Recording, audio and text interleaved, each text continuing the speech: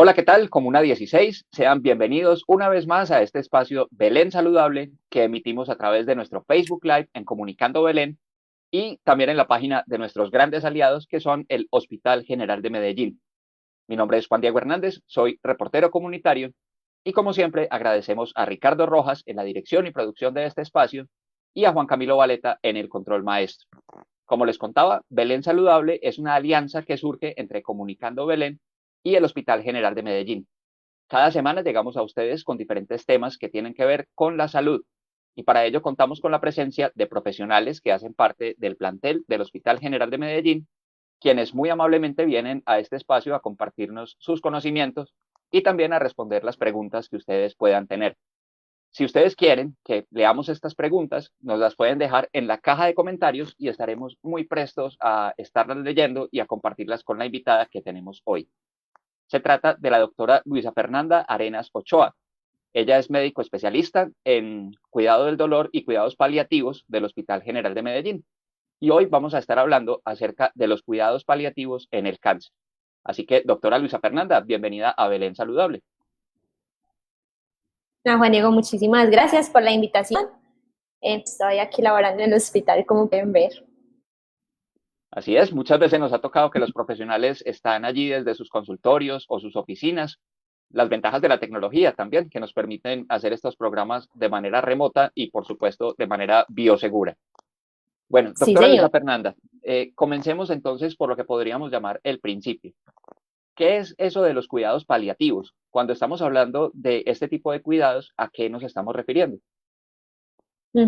Bueno, es muy importante aclararlo porque sí hay bastante desconocimiento de lo que son los cuidados paliativos. Los cuidados paliativos realmente hacen referencia a un enfoque, así lo define la Organización Mundial de la Salud, es un enfoque de acercamiento al paciente, a su familia, en cómo tratar enfermedades que son crónicas, que son irreversibles, que afectan negativamente la vida, que tienen síntomas que pueden ser molestos. Entonces, se volvió especialidad médica, ¿cierto? Recientemente es especialidad médica, hace unos 30 años en el mundo, y pues junto con los médicos también ha venido apareciendo la especialización en otras áreas de la salud, pues porque definitivamente, como te lo decía, es un enfoque, necesita un entrenamiento distinto.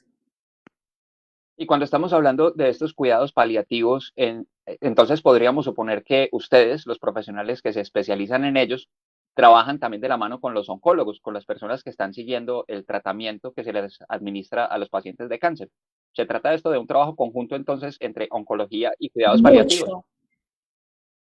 La definición de cuidados paliativos involucra un trabajo interdisciplinario. No se concibe el cuidado paliativo como en una sola especialidad o en una sola persona. Es más, si hay un poquito de tiempo, pues de hecho los cuidados paliativos los inició una mujer que primero fue trabajadora social, trabajó con pacientes, se dio cuenta que el trabajo social como que se le quedaba cortico, entonces hizo enfermería y se acercó mucho más al cuidado de los pacientes con enfermedades graves y posteriormente, viendo que tal vez no era muy escuchada como enfermera, decidió hacer medicina.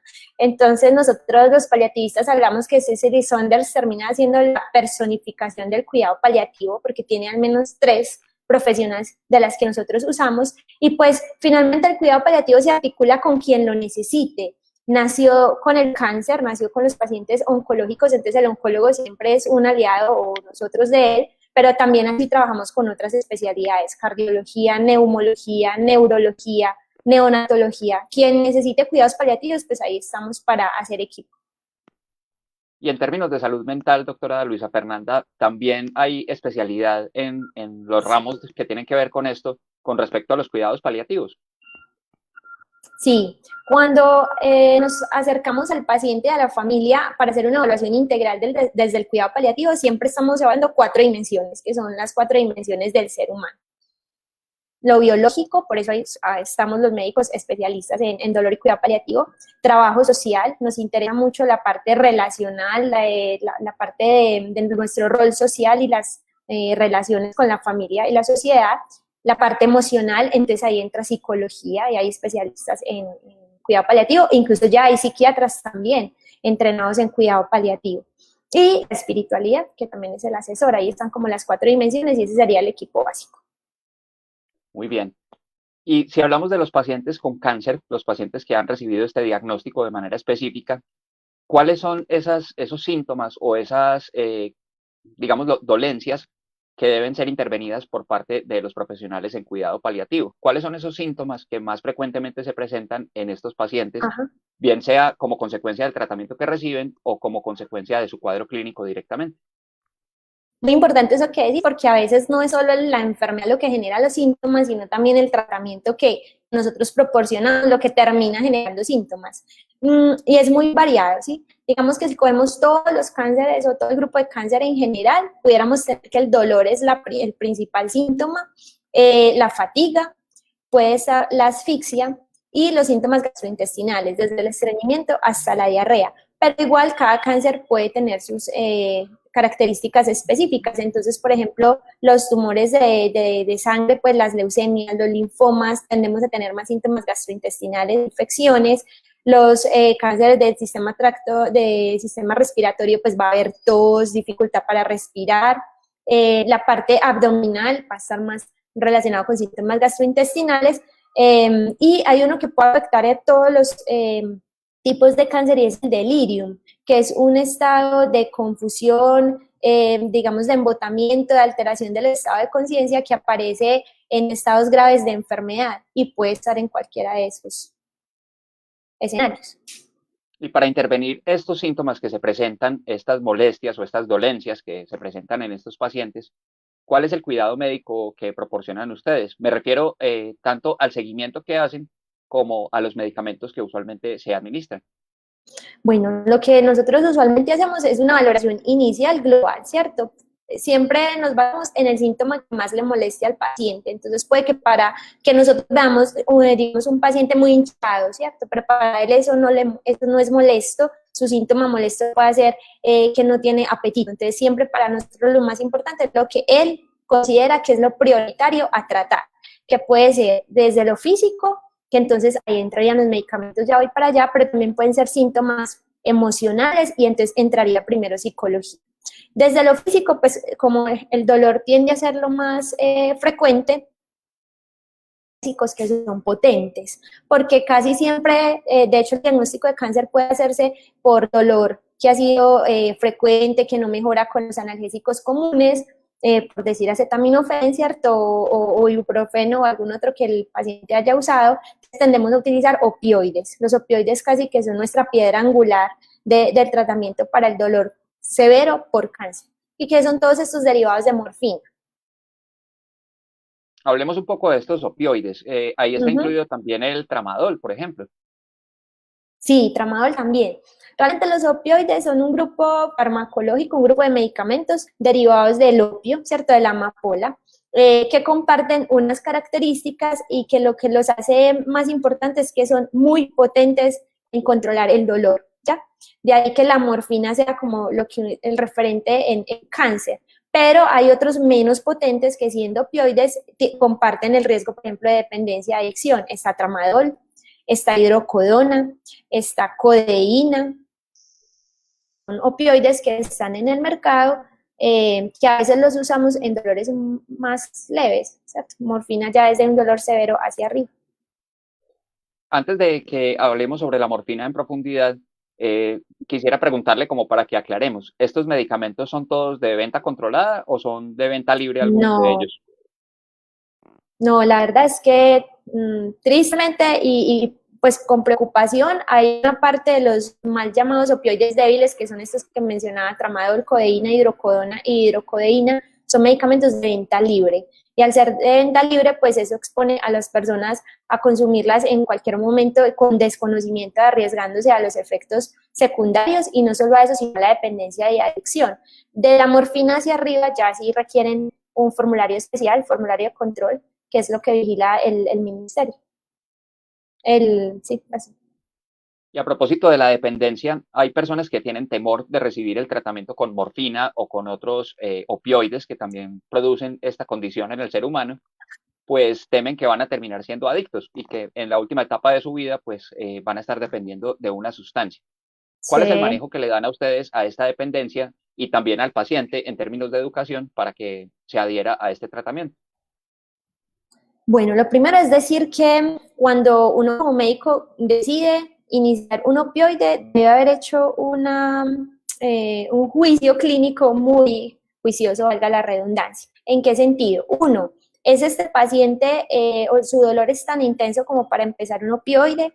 ¿Tiene riesgo asociado al uso de opioides, riesgo adicional pues de adicción? Entonces, obviamente hay personas que llaman más nuestra atención y que vigilaremos más cuidadosamente, pacientes con adicciones previas, pacientes con enfermedad mental, incluso también pacientes que no comprendan la magnitud de tener un medicamento de estos en casa, ¿cierto? Porque somos enfáticos en decirle que la dosis es X y que si la sube tiene riesgo incluso de morirse y pues si no comprenden eso, nosotros no deberíamos empezar el medicamento.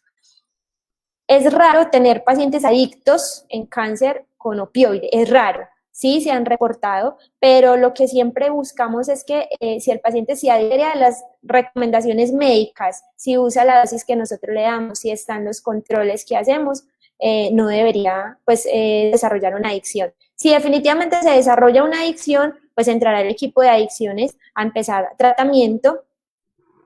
Hay otra cosa que es importante y es que a veces la enfermedad está tan avanzada pues que generar una adicción ni siquiera es una preocupación porque pudiéramos nunca desarrollarla, no hay tiempo para eso, sino que es el medicamento el que va a poder controlar el síntoma pues para que la vida termine siendo de calidad.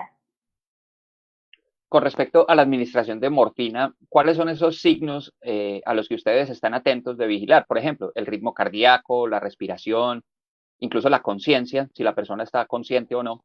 Estos signos que ustedes deben monitorear, ¿cuáles son? Bueno, nunca, y siempre se lo repito a mis pacientes, el que esté dormido por morfina le está sobrando medicamento, ¿cierto? Un paciente no debe estar dormido controlado del dolor. Lo ideal y lo que buscamos es que el paciente esté despierto, alerta, compartiendo con control del síntoma. ¿Qué puede pasar? Y esto sí hay que vigilarlo siempre. Todos estos medicamentos dan estreñimiento, entonces van con laxantes, ¿cierto? Muy, muy frecuente. Puede haber algo de somnolencia, de sueño al principio, que estaremos vigilando, porque si es muy frecuente, pues muy intenso, pues o nos pasamos de dosis, o el paciente no lo está metabolizando bien porque también tiene un daño renal o en el hígado, entonces habrá que ajustar o cambiar medicamento. Náuseas y vómito pueden aparecer también en los primeros días. Generalmente empezamos el medicamento con otro que le ayude a no presentar estos síntomas. Pero no solo los síntomas físicos los estamos vigilando, sino también estos otros signos o conductas que nos pueden estar hablando de mal uso del opioide, ¿cierto? Es aquel paciente que no vuelve a consulta, aquel paciente que yo le digo que son 5 gotas y cuando vuelve me dice, no, yo me tomé 10 porque es que me pareció que era mejor o es que me hacía dormir mejor con 10 goticas, ¿cierto? Entonces también son signos que vamos evaluando en las consultas, en los seguimientos. Una última pregunta sobre la morfina. ¿Este medicamento se administra solamente a pacientes que se encuentren hospitalizados o también se puede administrar a pacientes que se estén atendiendo de manera ambulatoria en sus casas? Bueno, en Colombia tenemos diferentes presentaciones y de hecho es curioso que siempre hablen de morfina, pero hay otros opioides, ¿cierto? Oxicodona, hidromorfona, que los podemos dar tanto vía tomada como inyectada, como en parches. Ya tenemos parches que son bastante cómodos para los pacientes porque no tienen que tener un horario pues tan seguido en el día. Entonces se pueden utilizar en pacientes ambulatoriamente. Y una cosa bien importante, no solo son para cáncer, también los usamos en otro tipo de diagnósticos que se pudieran beneficiar. Doctora Luisa Fernanda, hay otra sustancia sobre la que me gustaría preguntar y pues espero que usted tenga el conocimiento allí fresco o por lo menos la revisión de literatura. Y, cannabis. Exactamente, tiene que ver con el cannabis medicinal. Pues algo de lo que he encontrado por ahí es que algunas de las aplicaciones como cuidado paliativo en el cáncer tienen que ver con la función antiemética del cannabis, es decir, que evitan el vómito y la náusea y también que sirven para abrir el apetito. ¿Cómo estamos con el cannabis medicinal en cuanto a cuidados paliativos, particularmente en nuestro contexto colombiano? Bueno, te tengo que decir que cannabis sigue estando en pañales en mi concepto, ¿cierto? Lo que mencionaste es donde más evidencia hay, náuseas, vómito por quimioterapia y la falta del apetito, eso es lo que más hay. Y hay otro grupo de población que es se beneficia, que son los niños con epilepsia refractaria. Obviamente yo de esto no sé, eso saben los neurólogos. ¿Qué te puedo decir? En Colombia hay algunos grupos que están vendiendo cannabis, la regulación de cannabis viene pues como avanzando, pero se encuentra uno frecuentemente que las presentaciones que hay pueden ser muy artesanales, entonces se dificulta saber cuál es la dosis, porque cuando uno lee, digamos, los artículos te recomiendan, voy a decir un número cualquiera, 0.5 de CBD, ¿cierto? Para cada 8 horas, pero vos aquí conseguís unas gotas, y esas gotas, ¿cuánto de CBD trae? Entonces, creo que nos falta mucho aprender personalmente, me falta mucho aprender, hay que ir conociendo los laboratorios que han ido llegando, ya hay laboratorios más serios que están pudiendo traer estas formulaciones más concretamente y hay compañeros que se han entrenado y que formulan. En dolor no estoy tan convencida de que haya mucho campo en beneficio. Y habría riesgos de interacciones, ya que usted nos menciona pues que el cannabis no está destinado a paliar el dolor, sino más bien a otros síntomas. ¿Hay algún riesgo de interacción entre cannabis y un opioide como la morfina, si se administran de manera conjunta? No está destinado a paliar el dolor, digamos que no es la primera opción, pero sí hay artículos y publicaciones que, como te digo, hay pacientes que dicen beneficiarse en dolor, ¿ya? No es la primera opción, pero sí pudiera. Interacciones sí hay, tampoco tenemos claro cómo funcionan mucho del metabolismo, sobre todo nos preocupa la parte cognitiva, ¿sí? Porque como el cannabis, digamos, es tan heterogéneo, entonces dependiendo del porcentaje de CBD, del porcentaje de THC, voy a tener más sueño, más agitación o voy a estar más alerta. Ese tipo de cosas pudieran hacer interacción con los opioides, pero hasta ahora no hay nada que diga que no se pueden mezclar o que pues, no los podemos, que no podemos usarlos juntos, no hay ninguna alerta que yo conozca. Desde su experiencia personal, doctora Luisa Fernanda, ¿le ha pasado que algún paciente le solicite de manera expresa un tratamiento con cannabis o un tratamiento con morfina? Con morfina es muy raro, la gente generalmente teme a la morfina, pero pueden estar llegando con dosis altísimas de tramadol y no les importa, ¿cierto? Que eso es llamativo. Con cannabis no me lo han solicitado y yo soy honesta, no lo manejo. Lo que sí he tenido son pacientes que ya llegan usando cannabis, ¿cierto? Entonces me preguntan cómo lo puedo seguir usando, pues por mí no hay problema, si yo identifico que haya alguna interacción, aparezca algún efecto que yo no pueda explicar desde lo que yo estoy manejando, pues culparía al cannabis y ahí hablaremos. El oncólogo siempre tiene también que estar enterado del uso del cannabis por la quimioterapia, los medicamentos que ellos utilizan. Y tengo de todo, pacientes que los han usado y los siguen usando y sienten que les va bien, otros que lo han probado y lo dejan porque no encontraron beneficio. Pero sí hay, no es lo común, pero sí encuentran.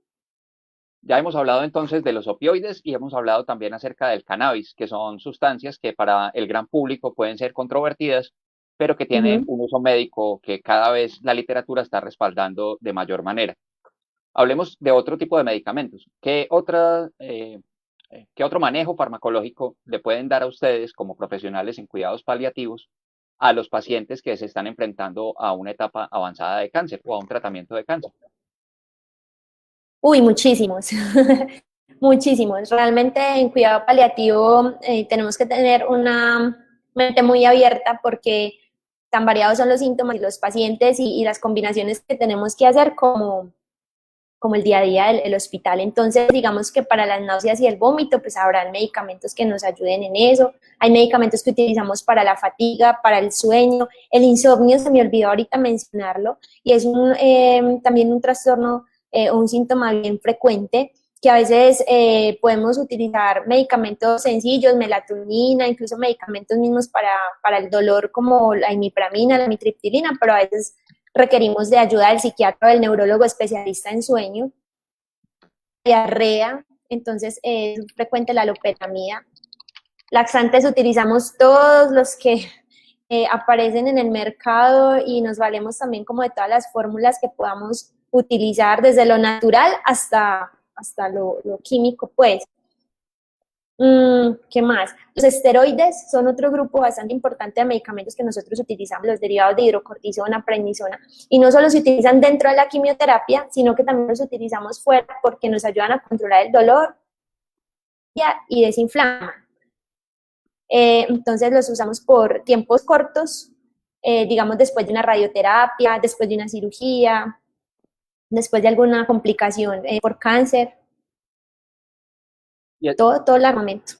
y este armamento del que usted habla, todo este arsenal de medicamentos, están incluidos en el POS. Es decir, si el paciente ya necesita cuidados paliativos, ¿esto se lo cubriría su EPS o debe pagarlo de manera particular?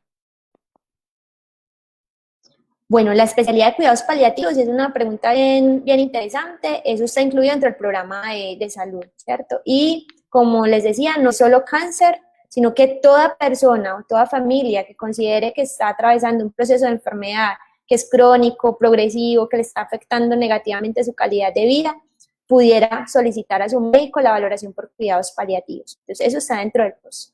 La mayoría de medicamentos que cuidados paliativos utiliza están también dentro del sistema de salud, pero hay ciertas presentaciones que ya sí se salen, para eso está el formulario que nosotros hacemos de medicamentos no pudos en MIPRES, sobre todo son opioides que están en presentaciones especiales, por ejemplo los parches, ¿sí? Entonces, si ya utilizamos unos y no nos funcionaron, o el paciente tiene algún daño de un órgano, riñón o hígado que nos obligue a usar otro tipo de medicamento más seguro, utilizamos. De todas maneras, no hacemos pues como restricción en lo que el paciente requiere.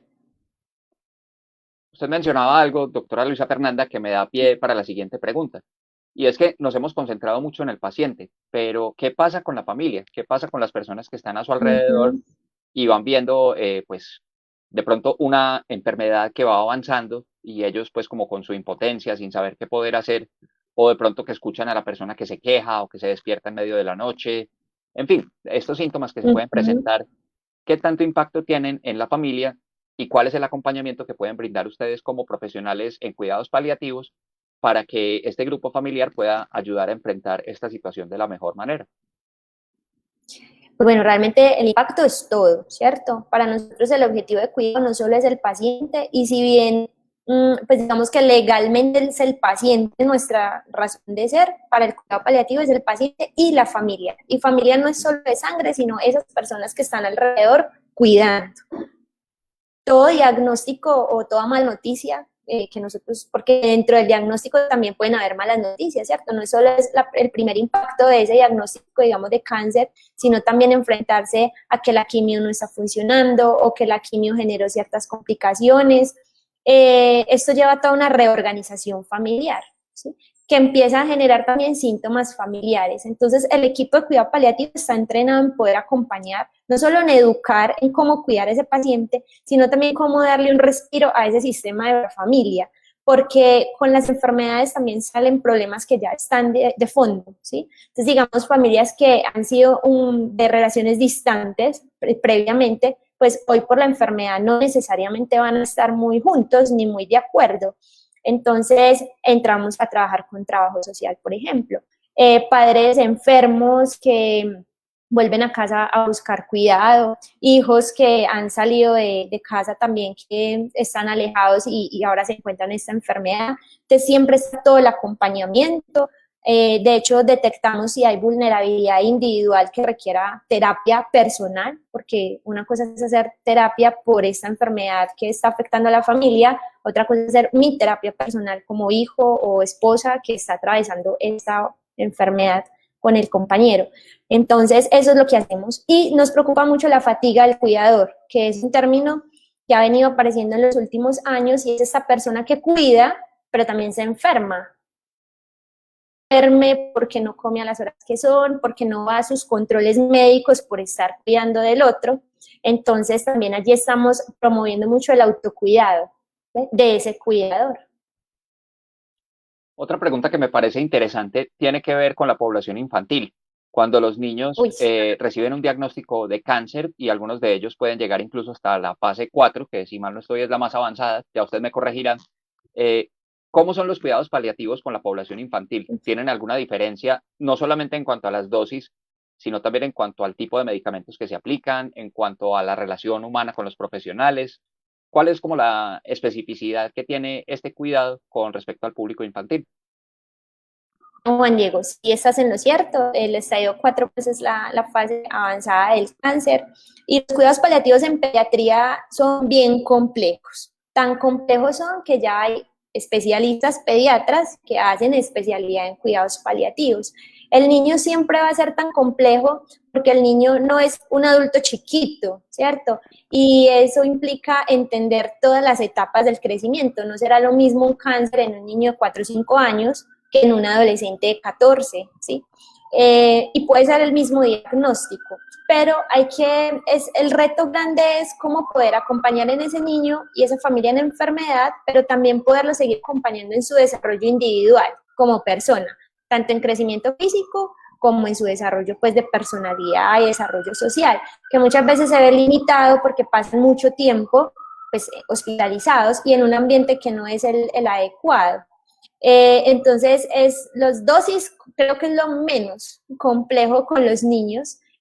Poder expresarles y hacernos entender también es bastante complejo porque a veces pues la psicóloga entra muchas veces ahí del dibujito, también tiene que ver con si el niño ya adquirió, por ejemplo, el concepto de muerte, que es un concepto que se alcanza ya pues como en la etapa escolar, y uno se sorprende porque los niños son supremamente sinceros, nadie dice las necesidades que tiene tan francamente como un niño, ¿cierto? Los adultos la escondemos, nos da pena decir que tenemos dolor, que estamos tristes, los niños al pan pan y al vino vino, y a veces somos nosotros los que nos quedamos sin estrategias para afrontar el dolor que estamos sintiendo por ese niño enfermo, pero es otro campo súper bonito.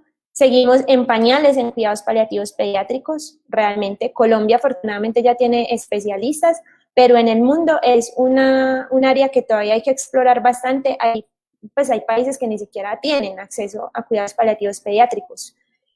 Igual los niños tienen dolor, igual los niños vomitan, tienen complicaciones y se mueren. Entonces, ¿son susceptibles de manejo por cuidado paliativo? Claro que sí.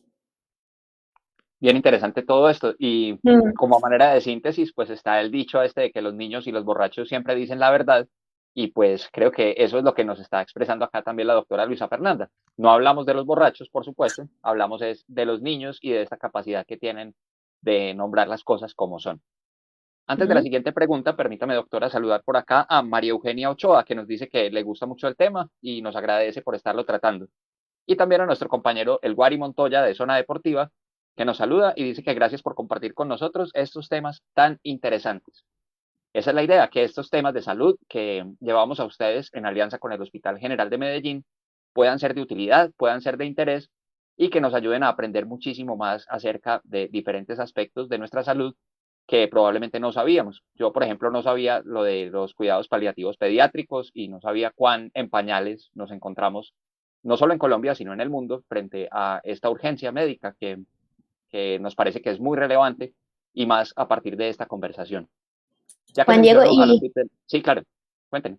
qué pena, te interrumpo. Hay otro punto grande, es los cuidados paliativos en neonatología, que siendo pediátricos estamos también empezando a manejar eso, y son estos bebés que nacen con enfermedades graves o malformaciones graves, incluso fetos que mueren in útero, pues nunca nacieron. Entonces estamos empezando a acompañar también a esas madres que su bebé nunca nació o que saben que traen un diagnóstico grave, que va a morir en pocas horas después del nacimiento, en pocos días.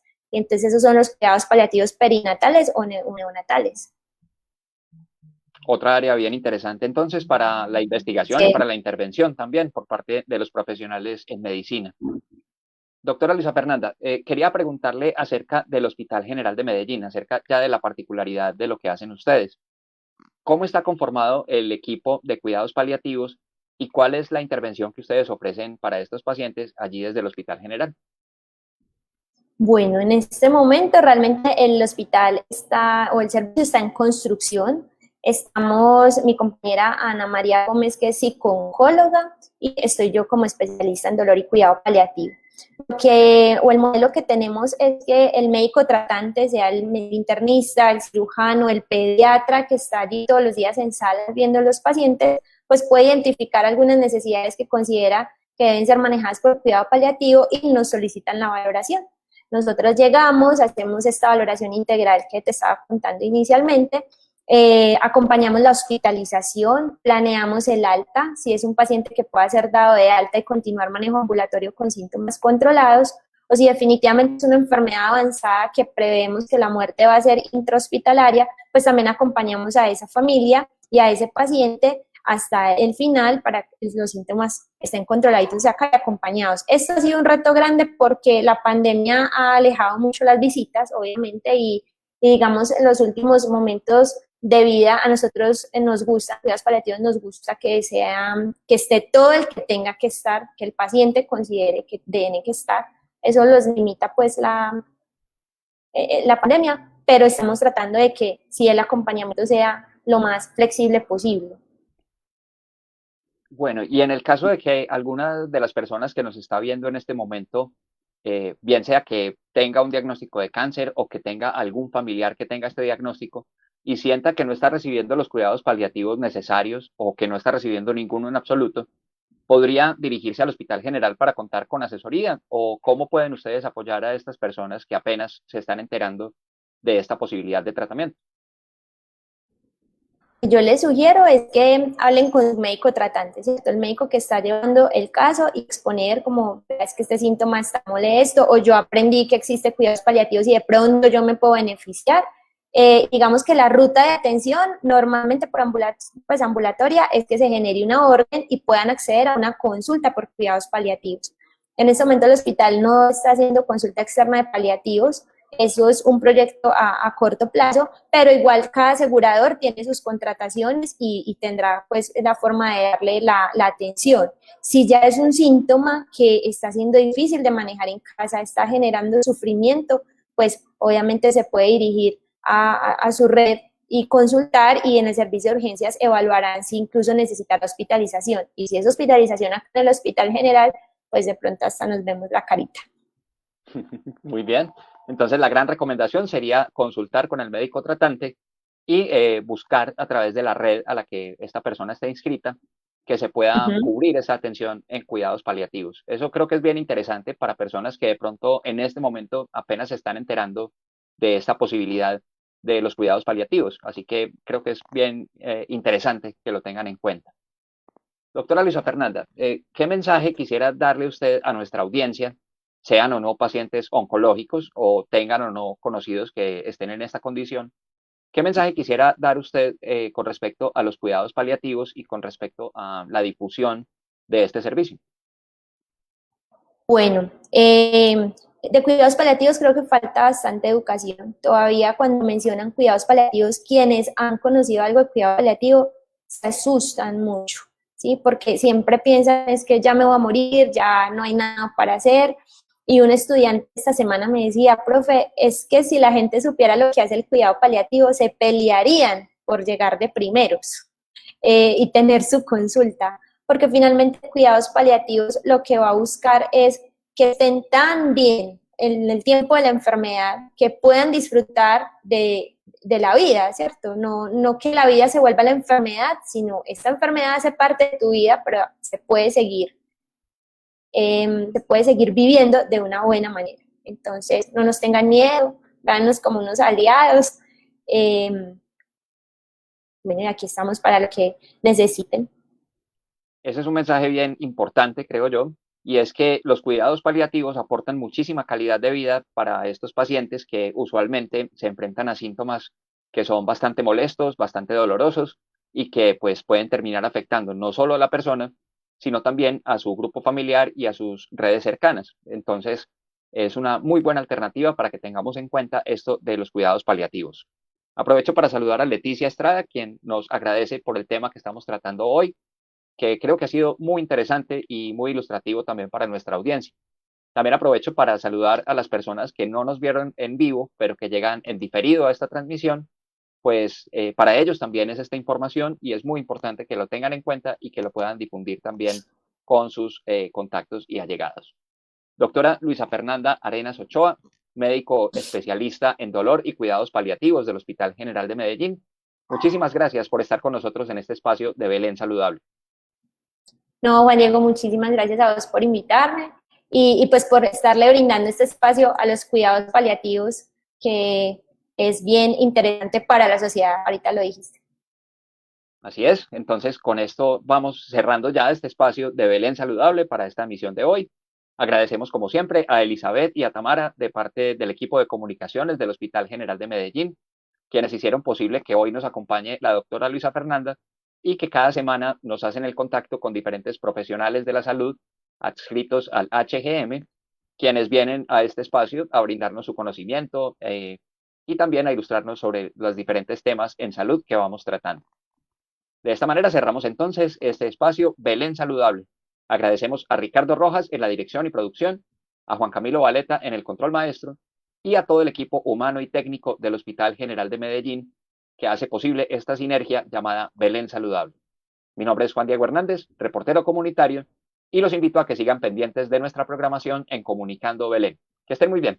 Hasta pronto.